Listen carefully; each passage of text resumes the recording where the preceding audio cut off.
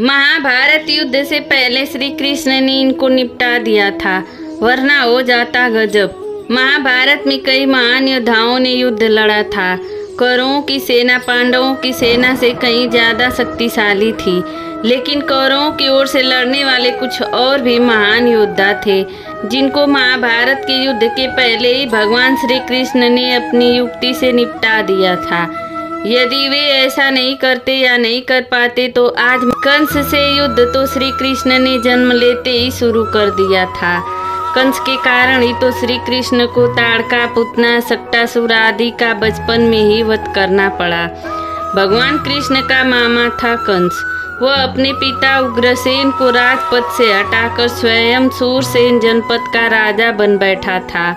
कंस बेहद क्रूर था। कंस अपने पूर्व जन्म में कालनेमी नामक असुर था, जिसे भगवान विष्णु अवतार श्री राम ने मारा था। कंस का ससुर जरासंध था। सोचिए, यदि कंस जिंदा होता तो वह भी कौरवों की ओर से ही लड़ रहा होता। दूसरा, चाणूर और मुष्टिक से युद्ध। श्री कृष्ण ने 16 वर्ष की उम्र में चाणूर और मुष्टिक जैसे खतरनाक मल्लों का युद्ध किया था।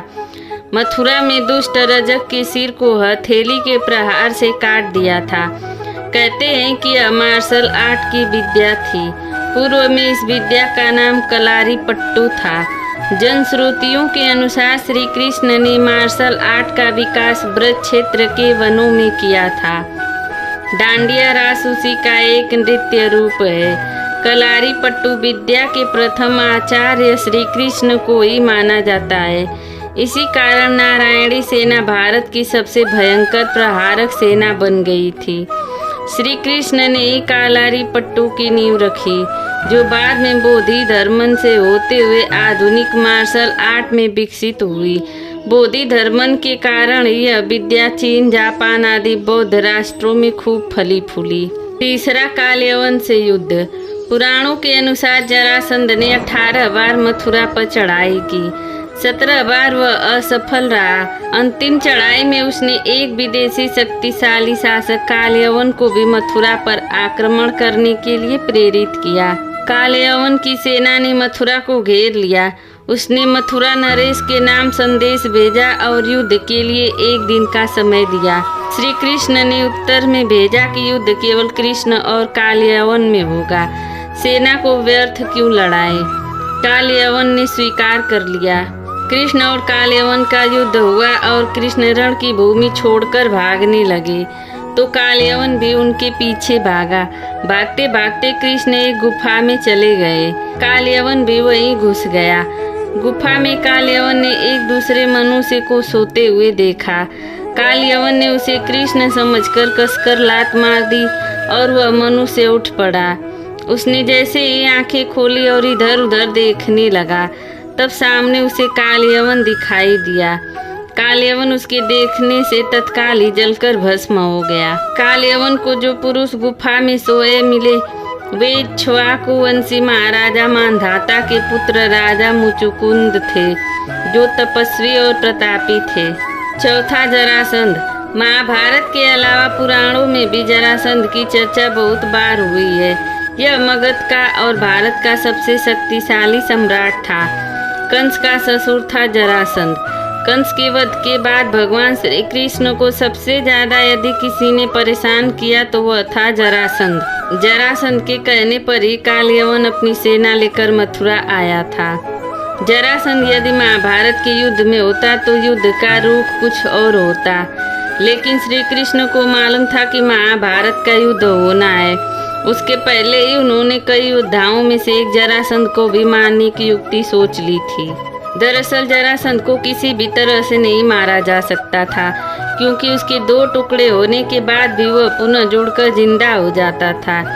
एक बार श्री कृष्ण पांडवों के साथ उसका वध करने के लिए उसी के राज्य में गए और उन्होंने जरासंध के अखाड़े में ही भीम से उसको चुनौती दिलवा दी। जरासंध को कुश्ती का बहुत शौक था।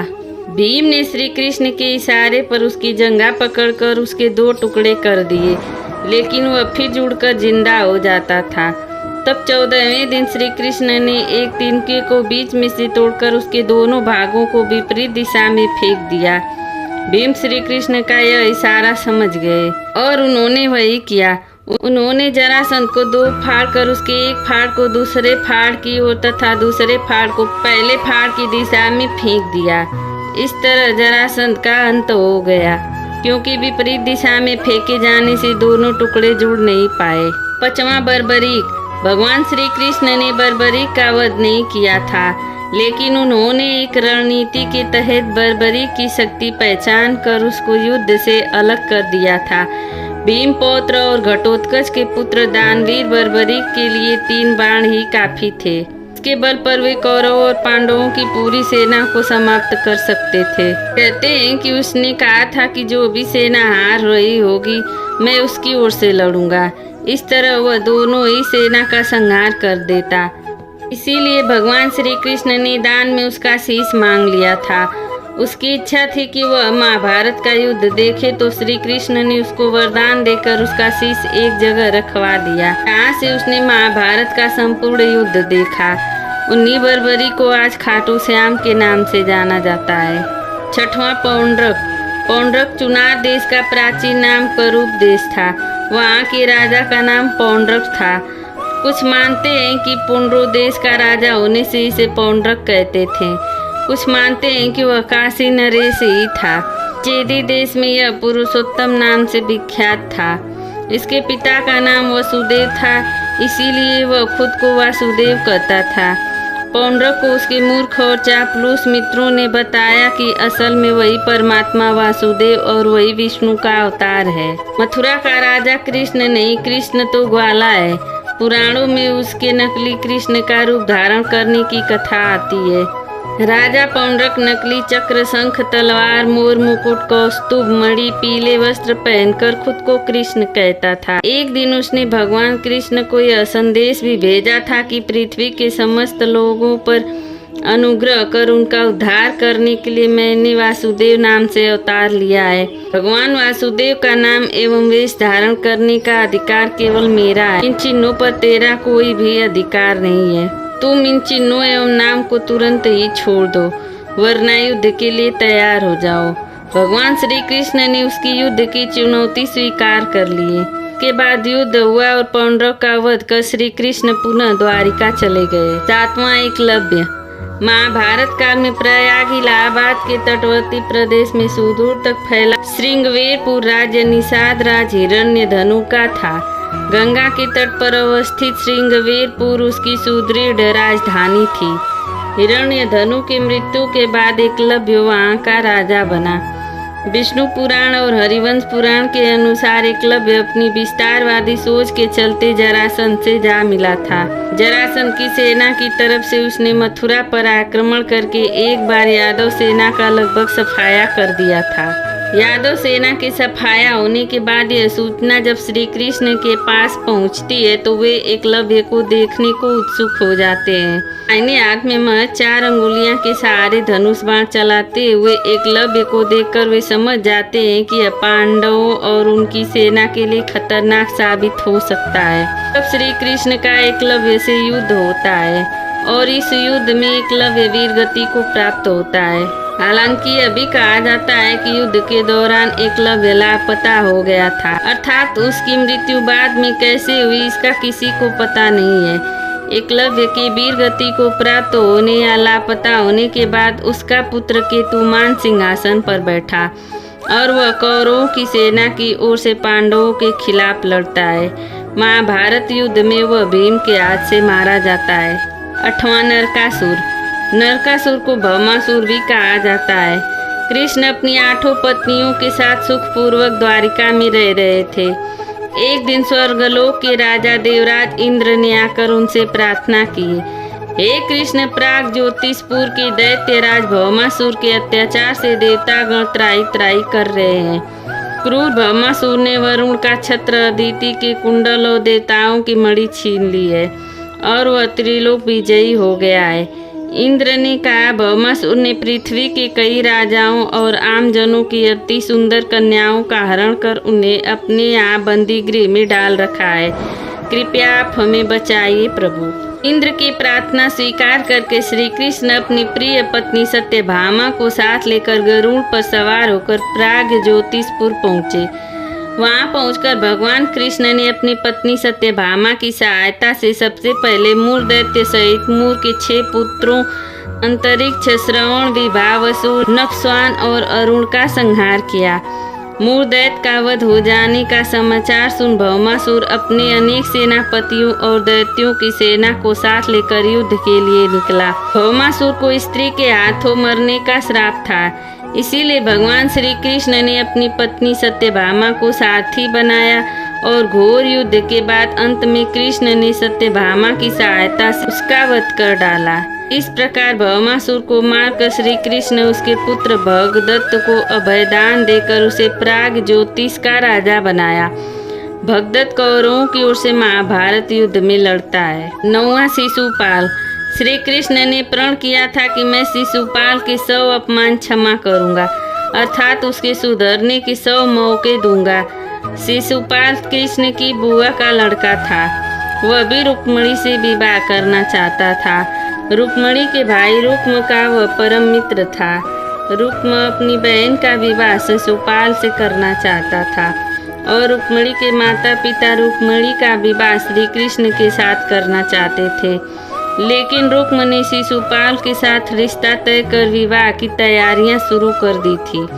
कृष्ण रुक्मिणी का हरण कर ले आए थे। तभी से शिशुपाल कृष्ण का शत्रु बन बैठा। चेदी के यादव वंशी राजा शिशुपाल कंस और जरासंध का मित्र था।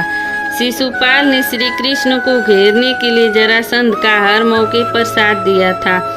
शिशुपाल को यह भी मालूम था कि श्री कृष्ण मुझे 100 अपराध करने तक नहीं मारेंगे।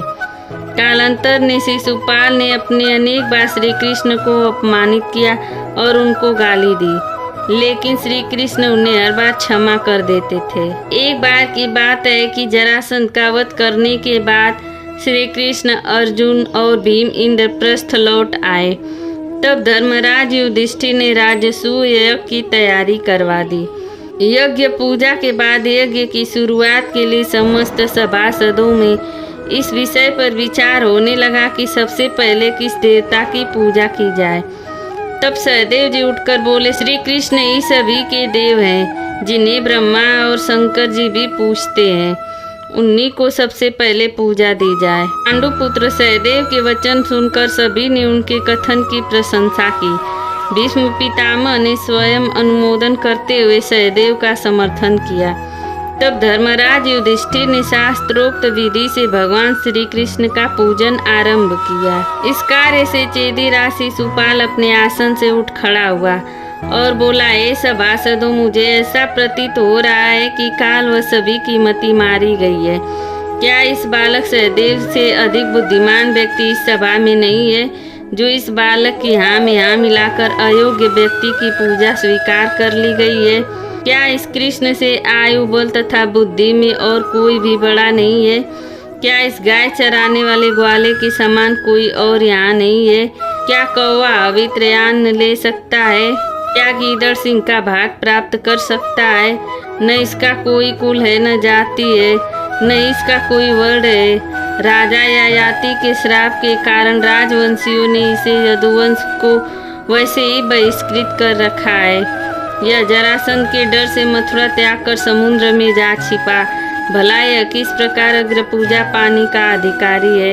इस प्रकार शिशुपाल श्री कृष्ण को अपमानित कर गाली देने लगा। यह सुनकर शिशुपाल को मारने के लिए पांडव, मत्स्य, केकय और सुचय वर्मा नरपति क्रोधित होकर हाथों में हथियार ले उठ खड़े हुए, किंतु श्री कृष्ण ने उन सभी को रोक दिया। वहाँ वाद विवाद होने लगा, परंतु शिशुपाल को इससे कोई घबराहट नहीं हुई। कृष्ण ने सभी को शांत कर यज्ञ कार्य शुरू करने को कहा, तो शिशुपाल को इससे कोई फर्क नहीं पड़ा। उसने फिर से श्री कृष्ण को ललकारते हुए गाली दी। तब श्री कृष्ण ने गरजते हुए कहा, बस शिशुपाल, मैंने तेरे 100 अपशब्दों को क्षमा करने की प्रतिज्ञा की थी, इसीलिए अब तक तेरे प्राण बचे हैं। अब तक 100 पूरे हो चुके हैं। अभी तुम खुद को बचा सकने में सक्षम हो। शांत होकर यहाँ से चले जाओ या चुप बैठ जाओ, इसी में तुम्हारी भलाई है। लेकिन शिशुपाल पर श्री कृष्ण की चेतावनी का कोई असर नहीं हुआ। अतः उसने काल के वश होकर अपनी तलवार निकालते हुए श्री कृष्ण को फिर से गाली दी। शिशुपाल के मुख से अपशब्द निकलते ही श्री कृष्ण ने अपना सुदर्शन चक्र चला दिया और पलक झपकते ही शिशुपाल का सिर कटकर गिर गया। उसके शरीर से एक ज्योति निकलकर भगवान श्री कृष्ण के भीतर समा गई। अंत में महाभारत युद्ध के समय सारे भारतवर्ष में सिर्फ 2 ही राजा युद्ध में शामिल नहीं हुए थे। एक बलराम और दूसरे भोजकट के राजा और रुक्मणी के बड़े भाई रुक्मी थे। बलराम ने युद्ध में इसलिए भाग नहीं लिया था क्योंकि कौरव और पांडव दोनों ही उनके प्रिय थे। जिस समय युद्ध की तैयारियां हो रही थी, बलराम पांडवों की छावनी में अचानक जा पहुंचे। सभी ने उनका आदर किया। फिर उन्होंने बड़े व्यथित मन से कहा कि कितनी बार मैंने कृष्ण को कहा कि हमारे लिए तो पांडव और कौरव दोनों ही एक समान है। कृष्ण को अर्जुन के प्रति स्नेह इतना ज़्यादा है कि वे कौरवों के विपक्ष में है। अब जिस तरफ कृष्ण हो उसके विपक्ष में मैं कैसे आऊँ? भीम और दुर्योधन दोनों ने ही मुझसे गदा सीखी है। दोनों ही मेरे शिष्य हैं। दोनों पर मेरा एक जैसा स्नेह है। इन दोनों कुरुवंशियों को आपस में लड़ते देखकर मुझे अच्छा नहीं लगता। अतः मैं तीर्थ यात्रा पर जा रहा हूँ। वीडियो पसंद आई हो तो कमेंट में जय श्री कृष्णा जरूर लिखिए।